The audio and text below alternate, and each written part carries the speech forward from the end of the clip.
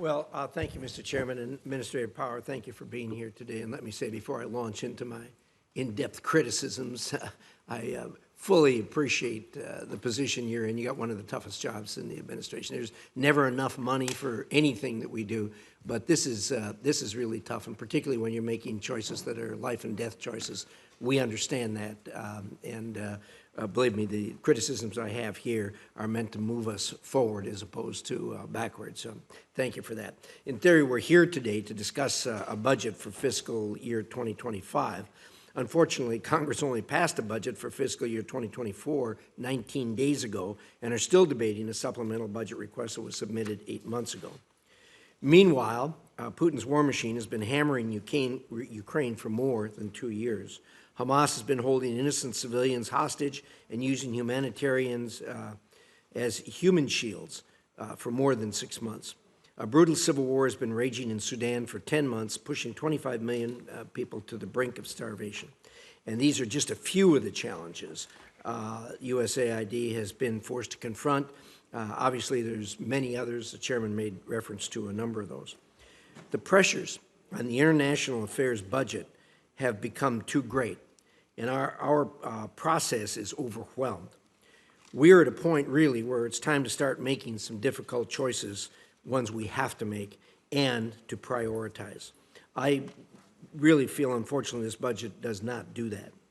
For example, for the third year in a row, the administration has requested billions of dollars in mandatory spending to outcompete China. Well, I agree it's imperative to find ways to compete with and counter China around the world. Congress has already rejected requests for mandatory funding, not once, but twice, because by law, it requires offsets from other critical programs, as we all know. It is painfully obvious that these funds are being pushed into a mandatory request so the administration can prioritize its favored projects in climate and gender within the discretionary budget. These budget gimmicks are a dangerous game and need to stop if we're all going to pull the wagon together. It's time for the administration to take seriously the threat China poses to American values and interests and align our discretionary budget priorities accordingly. Administrative Power, I'd like to hear, based on reality, how USAID will adapt its budget to address this threat after I'm sure Congress will reject the third mandatory funding request. The proposed budget also fails to include funding to meet the U.S. obligations of the Budapest Agreement relating to Ukraine in its fight against Russian aggression. It's clear that this obligation cannot be met through supplemental appropriations request. It needs to be part of a comprehensive strategy and, more importantly, be included in the regular budgeting process.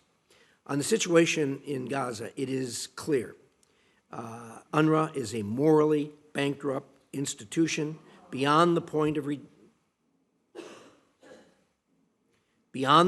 redemption, and this has been so for years.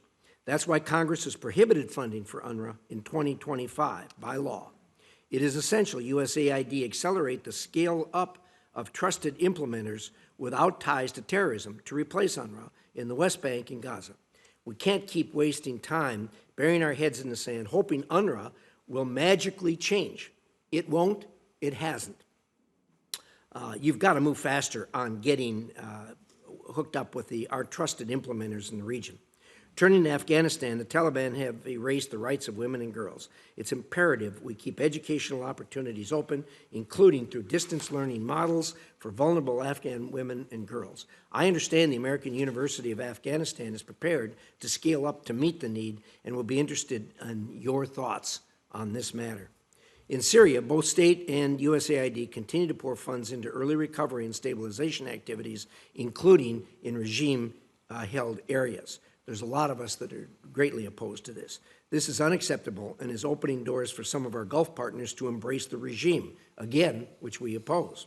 We must ensure all U.S. activities are compliant with Caesar sanctions and continue to isolate this regime. I look forward to Senate movement on the Assad Anti-Normalization Act at its first opportunity. Finally, in Africa, there are critical issues that require USAID's immediate collaboration and partnership with African nations and organizations. These include deteriorating democracies, more military coups, and authoritarian rule. unprecedented humanitarian emergencies, and escalating insecurities that drive armed conflict, terrorism, unparalleled levels of displacement. I think all of us are disappointed with the direction that the continent is going. Not only are these issues causing widespread suffering and instability, but importantly, they harm our national interest. The President's budget needs to adequately resource USAID and other agencies to help address these critical issues. It's regrettable the budget request again lacks discipline. If the administration cannot prioritize, Congress will have to do it. USAID, are in a better position to prioritize, but it requires very, very tough choices. We know that. I get it. That someone has to do it, and it really should be you, not us. Thank you, Mr. Chairman.